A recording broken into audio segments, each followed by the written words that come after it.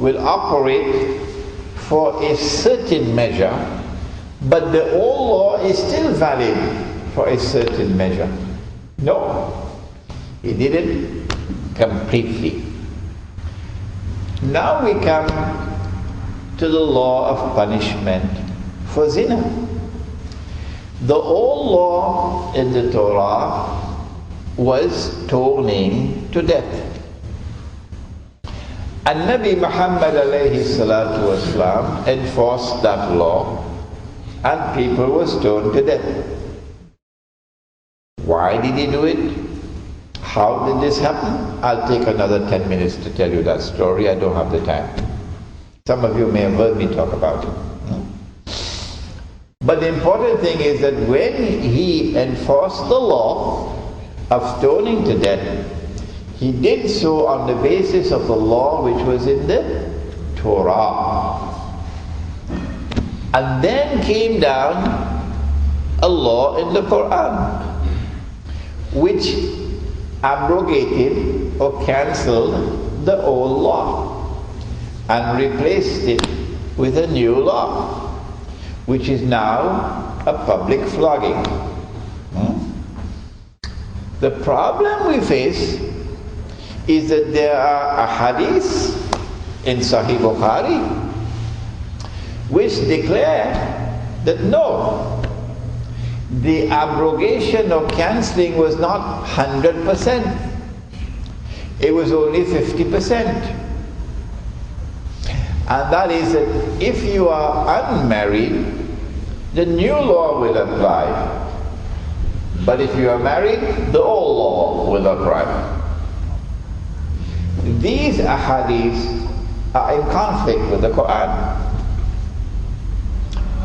What do you do when there's a conflict between ahadith and the Quran? The answer is that you stay with the Quran.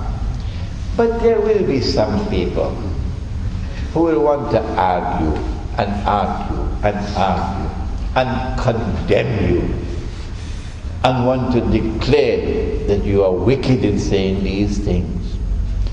You must show patience and patience and patience.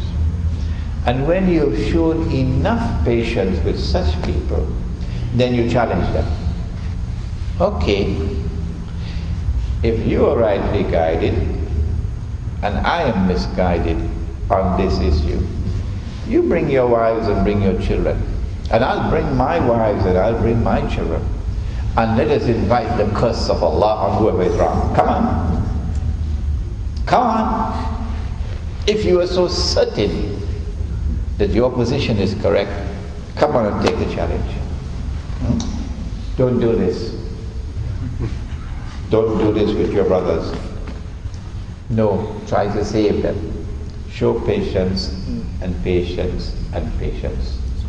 And you'll only resort to this when there is no other option. When you resort to this, you must have the absolute confidence in your heart that this is the right position. Otherwise, don't do it. ربنا تقبل منا إنك أنت السميع العليم وتب علينا يا مولانا إنك أنت التواب الرحيم.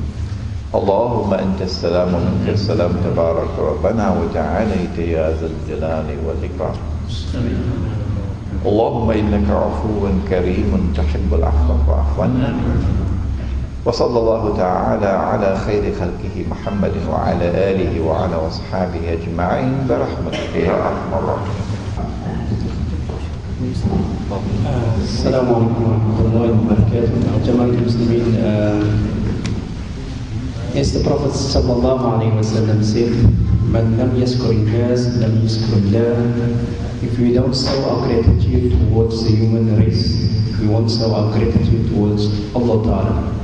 On behalf of the Jama'ah of Woodlands in Mitsaslight, we want to thank Sheikh Imran for inspiring words, and we would like, inshallah, next time we come to Cape Town again, inshallah, to visit our house.